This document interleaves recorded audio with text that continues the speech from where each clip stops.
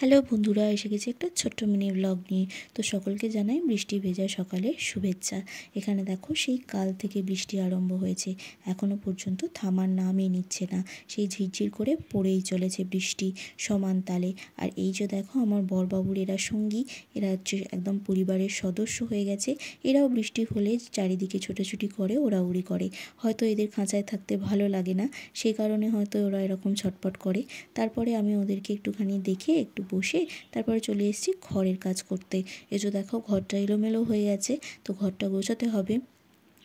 বিয়ে করে ফেলেছি, সংসার হয়ে গেছে মানে সংসারের কাজ তো করতে হবে।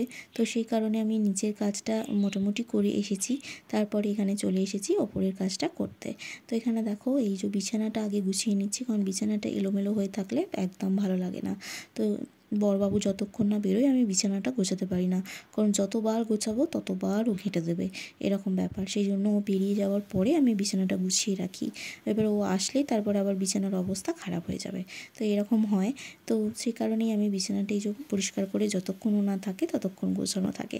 তো তারপরে এই যে ঘর গুছিয়ে সমস্ত কিছু কাজ সেরে টিপটপ করে এবার যাব হচ্ছে স্নানে, কারণ পুজো করা বাকি আছে, পুজোটা করতে হবে।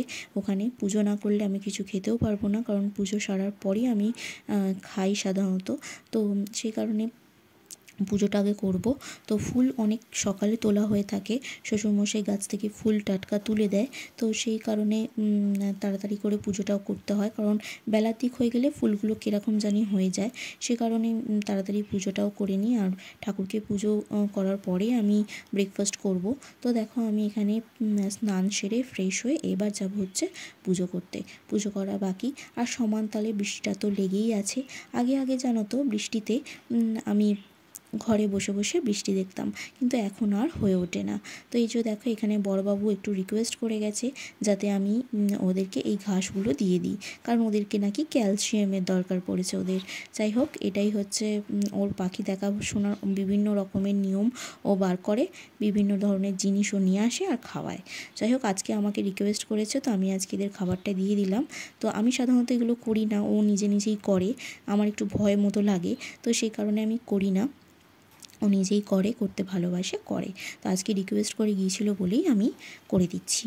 যাই হোক, এখানে এবার চলে এসেছি, ওদেরকে খেতে দিয়ে তারপরে পুজো করতে চলে এসেছি। এদিকে তো বাইরে একভাবে বৃষ্টি হয়েই চলেছে, থামার নামই নিচ্ছে না। বৃষ্টি হলে জানো তো ভীষণ ভালো লাগে, কিন্তু আবার ভাবি যারা বাইরে বেরোয় তাদের জন্য ভীষণ অসুবিধা। যেমন বরবাবু বাইরে গেছে, তো ওদের জন্য ভীষণ অসুবিধা। অফিসে বেরোলে খুব বাজে লাগে, কিন্তু আমরা ঘরে থাকি বলে হয়তো ভালো লাগে। যাই হোক, এটা আমার একান্ত পার্সোনাল একটা ওপিনিয়ন, যে আমার ভীষণ ভালো লাগে বৃষ্টি হলে। বৃষ্টি দেখতে ভালো লাগে বেশ বসে। এখন আর সেই সময়টা হয়তো পাওয়া যায় না, কারণ এখন সংসার করে ফেলেছি, সংসারের কাজকর্ম তো আছেই, সেটা করতে হয়। তো এ ব্যাপারে আমার বড়বাবু আমাকে ভীষণ হেল্প করে, টুকিটাকিতে সমস্ত কিছুতেই ও হেল্প করে, আমার কেয়ার করে অনেকটাই। এটা আমি এদিক থেকে আমি একটু লাকি বলতেই পারো, ও সব কিছুতে আমাকে একটু হেল্প করে দেয়। তো যাই হোক, এই ছিল আজকের ভিডিওটা ভালো লাগলে লাইক, শেয়ার, সাবস্ক্রাইব।